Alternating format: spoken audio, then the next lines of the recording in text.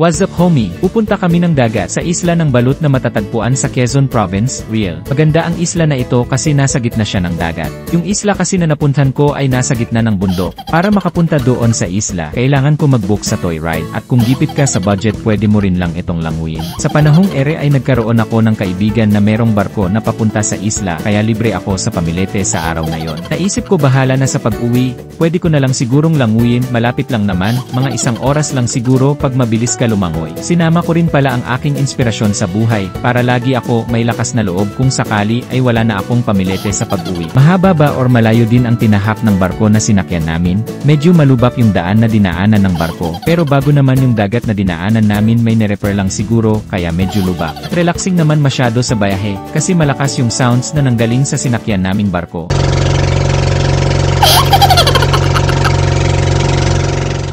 Papalapit na kami sa isla nang napansin ni Adrian na may malaking hito siyang nakita sa mga halamanan na tumutubo sa ibabaw ng dagat. Kaya pakiwari ko ay may mga nakatirang mga hito sa ilalim ng mga halaman na yon at kahit anong oras ay pwede akong dakmain at gawin nilang pulutan. Pero napawi din ang pangamba ko nang sumayad ang sinakyan naming barko sa lupa. Bumungad sa amin ang malagong putik malagong kagubatan at nagtataas ang mga puno ng kawayan.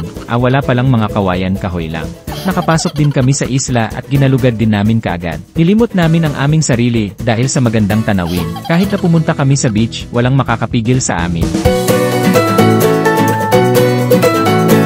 Nanginginig ang tiyan ko sa gutom. Hinihintay na lang namin ang pagkain. Mabuti na lang at may mga kaibigan kami sa isla na nagbigay sa amin ng makakain. Kaya napuno namin ang aming mga tiyan. Hindi namin napansin na umuulan sa paligid. At tuwang-tuwa kami na nagawa naming lumangoy sa karagatan habang pinagmamasdan ang mga alon na bumabagsak sa dagat at sa bangka na malayo.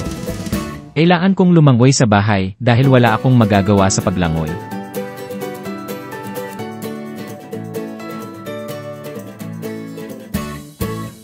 Thanks for watching. Don't forget.